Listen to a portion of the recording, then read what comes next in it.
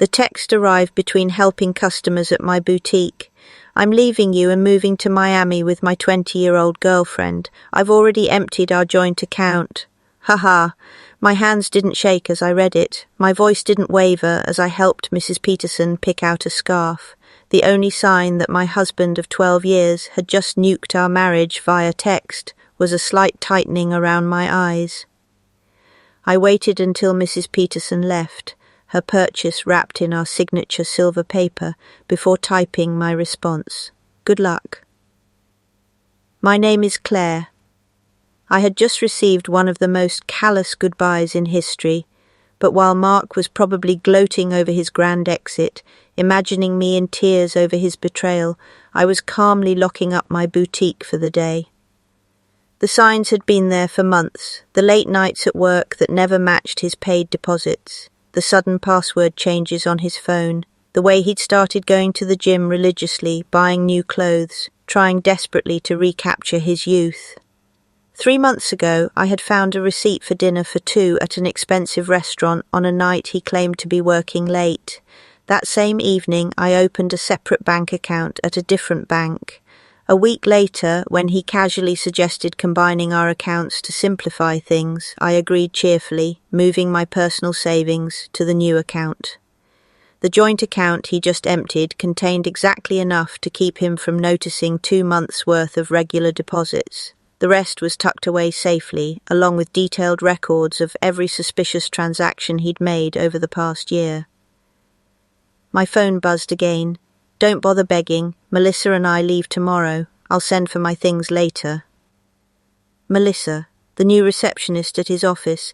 I'd met her at the company Christmas party, watched her laugh too loudly at Mark's jokes, noticed how she touched his arm when she thought no one was looking. She was young enough to be his daughter, naive enough to think she was special. I didn't respond. Instead, I called my lawyer, the one I'd consulted 2 months ago when I'd discovered those hotel charges on our credit card statement. It's time, I said simply. He just made his move. The papers are ready, she replied. File them first thing tomorrow. No rush. Let him think he's won first. Another text from Mark. I know this must be hard for you. You're not getting any younger after all. At least you have your little shop to keep you busy. My little shop, the successful boutique I'd built from scratch, the one that generated more income than his middle management position, the one whose profits I had carefully kept separate from our joint finances. I smiled, thinking of the certified letters that would greet him in Miami, let him enjoy his moment of triumph. That evening, I stayed in our house, my house, inherited from my grandmother and kept in my name despite Mark's repeated suggestions to add him to the deed. Another lucky instinct that had paid off. While organising paperwork my lawyer would need, I found our wedding album. Mark looked so different then, before his midlife crisis had turned him into a caricature of himself. Now he wore shirts too tight for his softening middle, tried too hard to connect with the 20-somethings at his office, using slang that sounded ridiculous coming from a 45-year-old man. My phone buzzed with texts from him, each one more condescending than the last. Melissa understands me in ways you never could. You'll be fine. Maybe you'll find someone more your own age. Already told my family, they agree. We grew apart. It's nobody's fault, really. I screenshotted each message, adding them to my evidence folder. Let him dig his hole deeper. My lawyer would love his casual admission of premeditation, his gleeful announcement about emptying our account. The last text caught my attention. BTW, I used the joint card to book our flights and hotel. Consider it my parting gift. LOL. Perfect. I called the credit card company. Mrs. Harrison speaking. I need to report fraudulent charges and cancel a card immediately. Certainly, ma'am. Can you identify the charges? 2 first-class tickets to Miami booked today. Hotel charges at the Royal Palm. Remove my husband as an authorized user immediately. Do you have documentation of the fraud? Yes. Text messages from my husband admitting he used our joint card to book travel with his girlfriend after emptying our bank account. I'll forward them. The representative's professional tone couldn't quite hide her satisfaction as she cancelled the charges. Mark and Melissa would arrive at the airport tomorrow to find their tickets invalidated, their hotel reservation cancelled. My phone buzzed again. Don't worry about the house. I'll let you stay there until you find something smaller. I actually laughed out loud. Did he really think he had any claim to my grandmother's house? Had his ego grown so large that he'd forgotten whose name was on the deed? Another buzz. I know the shop means a lot to you. We can work out a fair payment for your half. My half. Of the business I'd built, funded and grown. Gran had helped me start, yes, but I'd turned it into a profitable venture long before he complained about my long hours and called it my hobby. I poured a glass of wine, the good stuff I'd been saving for a special occasion. This qualified. Tomorrow Mark would learn some hard truths about property law and separate assets. Tonight I would enjoy the quiet and plan my next chapter. Sometimes the best revenge isn't about confrontation or anger. It's about preparation, patience and foresight. Every late-night deposit, every secret receipt, every small instinct to protect myself quietly over months culminated in this moment. While he thought he was orchestrating the grand finale of our marriage, I was writing my own story, careful, calculated, and completely in my control. Revenge, I realized, was not in striking back. It was in thriving while he faltered. Morning brought a flurry of increasingly angry texts from Mark. What the heck did you do to our credit card? The airline won't honor our tickets. The hotel cancelled our reservation. Answer me. I silenced my phone and headed to the boutique. Friday was always our busiest day, and I had a new shipment of designer handbags to unpack. Life goes on, even when your husband runs off with a receptionist young enough to be his daughter. Around noon, his mother called. Claire, dear, Mark told us everything about how controlling you've been, how you drove him away.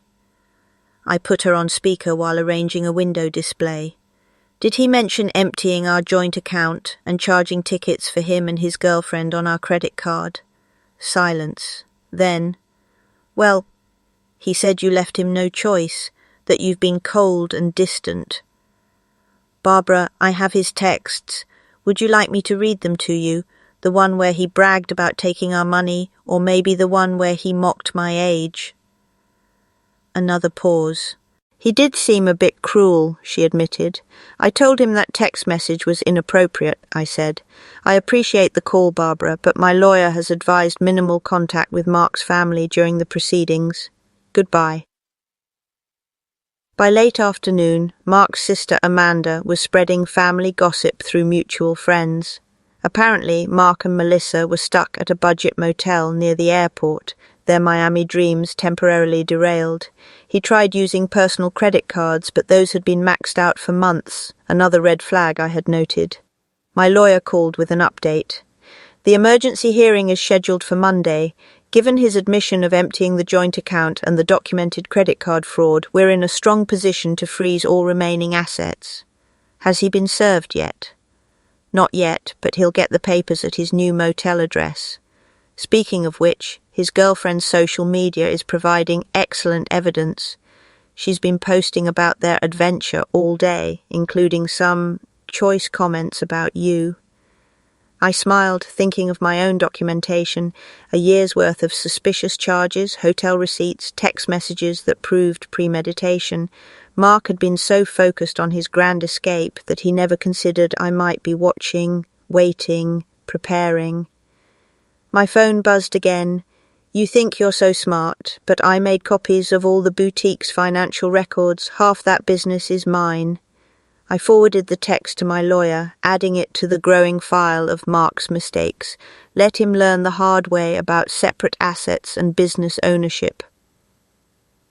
Monday arrived. The courthouse was buzzing with activity. Mark showed up in his new young wardrobe, designer jeans too tight for his age, a blazer that screamed midlife crisis. Melissa waited outside, her youth painfully obvious under the harsh courthouse lighting. My lawyer presented our evidence methodically. RK's gleeful text about emptying our account, his credit card fraud, his documented history of hidden expenses, each piece carefully collected over months of quiet observation. Your Honor, Mark's hastily hired lawyer began, my client admits to some rash decisions, but Mrs. Harrison's actions have been vindictive and calculating. Calculating? My lawyer interrupted. You mean prudent. My client protected her separate assets and maintained detailed records of her husband's suspicious behavior. That's not vindictive, that's smart business. The judge reviewed my documentation, the separate property deed to the house, the boutique's corporation papers in my name only, the careful separation of business and personal finances that Mark had always mocked. Mr. Harrison, the judge addressed him directly, you admitted via text message to deliberately emptying a joint account and using shared credit cards to fund a trip with your girlfriend. Do you deny this? Mark shifted uncomfortably. I was just trying to make a clean break. By committing financial fraud. The judge raised an eyebrow. And now you're claiming rights to property that documentation shows is clearly separate from marital assets. Mark's lawyer tried again. My client is entitled to the business. He contributed to its growth. Like these text messages belittling Mrs. Harrison's business as a little shop, or these social media posts calling it her hobby, my lawyer shot back. She maintained strict separation of business and personal finances throughout. We have documentation of every penny invested and earned. I watched Mark's face as reality sank in. He thought this would be easy, empty our accounts, run off with his girlfriend, maybe claim half my business in the divorce. He had never bothered to understand my insistence on keeping things separate. He had mocked my careful bookkeeping as obsessive. The court finds sufficient evidence of financial misconduct, the judge announced. All shared assets are frozen pending final dissolution. Mr. Harrison is ordered to return any funds removed from joint accounts within 24 hours. But that money's gone, Mark protested. Then I suggest you find a way to replace it, the judge replied, cutting him off. Outside the courthouse, I heard Melissa asking Mark about their Miami plans. His response was lost in the sound of my heels clicking confidently across the marble floor as I headed back to the business he had never understood or respected. The next few weeks brought increasingly desperate moves from Mark. He tried claiming the boutique had been his idea. He remembered investing money in its early days. He even suggested he'd been my business partner all along, claims quickly disproven by my meticulous records.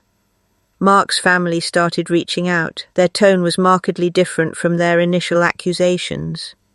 We had no idea, Amanda admitted during an unexpected visit to the boutique. He played the victim so well. Watching how he acted afterward, I'm ashamed we ever believed him. My lawyer kept me updated on Mark's continued attempts to challenge the divorce settlement. Each petition was denied. His claim of unfair distribution was dismissed based on his own documented actions. He even tried arguing that his text about emptying the account was just a joke. The boutique's success brought unexpected validation. Local business magazines wanted to feature my story, not as a scorned wife, but as a savvy businesswoman who protected her interests. Young entrepreneurs asked for advice about keeping business and personal finances separate. The best protection is preparation, I told one young woman who reminded me of Melissa. And always trust your instincts. Mark's mother called occasionally, usually after he had done something particularly self-destructive. Online gambling, pyramid schemes, desperate attempts to rebuild his life. I listened politely but maintained my distance. Their family drama wasn't my problem anymore. The boutique thrived, ironically boosted by local gossip about my situation. Women came in specifically to show support, often leaving with far more than they planned to buy. My phone buzzed occasionally with texts from Mark, his tone swinging between anger and manipulation. You've ruined everything. You'll regret being so vindictive. Can't we work something out? That business would be nothing without my support. I forwarded each message to my lawyer without responding, let him dig his hole deeper. Months of careful observation, preparation, and documentation had transformed betrayal into opportunity. While Mark thought he was orchestrating chaos, I was orchestrating control.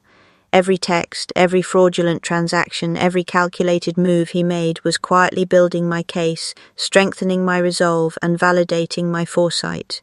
The lesson was clear. Revenge doesn't need to be loud or vengeful. It lives in patience, in planning, and in the quiet certainty of being prepared. 6 months after the divorce was finalized, my boutique had expanded to a second location. The irony wasn't lost on me. While Mark struggled to rebuild his life, the little shop he had dismissed was thriving. I'd hired 3 new employees and launched an online store gaining traction nationally. News of Mark's situation trickled back through mutual acquaintances. He tried dating apps but found women his age uninterested in a middle-aged man living with his parents. Younger women, having heard about his history via office gossip, steered clear. Melissa, it seemed, had warned her friends. His career suffered too. HR launched an investigation into his relationship with a subordinate, resulting in a formal reprimand, and the promotion he expected went to someone else. I was surprised when his sister visited the store, but her presence spoke volumes about how thoroughly Mark had alienated his own family. "I know we didn't support you at first," she admitted, running her fingers over a silk scarf. "He played the victim so well, but watching how he handled everything afterward, I'm ashamed we ever believed him." My lawyer kept me updated on Mark's continued attempts to challenge the divorce settlement. Each petition was denied. His claim of unfair distribution was dismissed based on evidence of his own actions. He even tried arguing that his text about emptying the account was just a joke. The boutique's success brought unexpected validation. Local business magazines wanted to feature my story, not as a scorned wife, but as a savvy businesswoman who protected her assets. Young entrepreneurs often asked for advice about keeping business and personal finances separate. "The best protection is preparation," I told one young woman who reminded me of Melissa, "and always trust your instincts." Mark's mother called occasionally, usually after he had done something self-destructive: online gambling, pyramid schemes, desperate attempts to regain his former lifestyle. I listened politely but maintained my distance.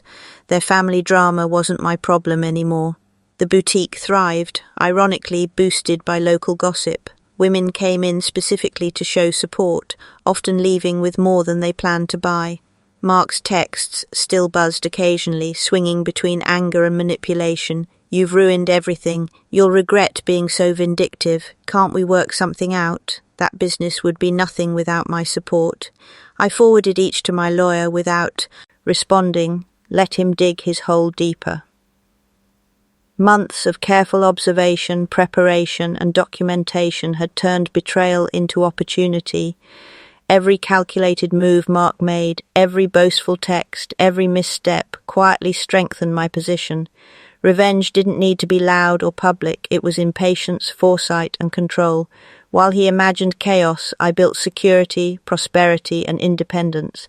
The lesson endured. Empowerment grows not from reacting, but from observing, preparing, and knowing your own worth. 1 year after the divorce, I hosted the grand opening of my third boutique. Media coverage focused not on the failed marriage, but on the success of a determined entrepreneur. My story had evolved from cautionary tale to inspiration. Young women approached for advice. I emphasized careful separation of business and personal finances and trusting instinct. Melissa walked in unexpectedly. She looked younger than ever, or maybe I just felt stronger. "I owe you an apology," she whispered. "I believed everything he told me about how cold and controlling you were. Then I watched him try the same manipulation on me." I smiled while arranging designer sunglasses. "Those weren't his dreams, Melissa. They were escapes. There's a difference." She nodded. "I understand now. I'm dating someone my own age. We're building something real." After she left, my assistant manager whispered, "Was that?" "Just another woman who learned the same lesson I did," I replied. The boutique had become more than a business. It was a symbol of independence, resilience, and preparation. Each new location reinforced the power of protecting your assets and trusting your instincts. At the 5-year anniversary of the original boutique, I addressed employees and loyal customers. The space had transformed from a single shop into the flagship of a thriving business empire. Mark's mother attended, though I hadn't invited her. "I saw Mark yesterday," she said quietly. He was talking about the life he could have had. He still doesn't understand that he didn't lose everything in the divorce. He threw it away." I thought about his cruel text, his casual assumption that I would crumble without him. Instead of despair, I'd built something stronger. Every new boutique location was a testament to what women could achieve when they refused to dim their light for insecure men. A young saleswoman, coincidentally named Melissa, asked a question about the inventory system. As I explained, I caught a glimpse of my reflection in the window. I saw not a woman getting older, but one growing wiser, stronger, and more successful. Mark's cruel text had meant to be an ending. Instead, it was a beginning, not just for me, but for every woman who realized she deserved better than someone else's midlife crisis.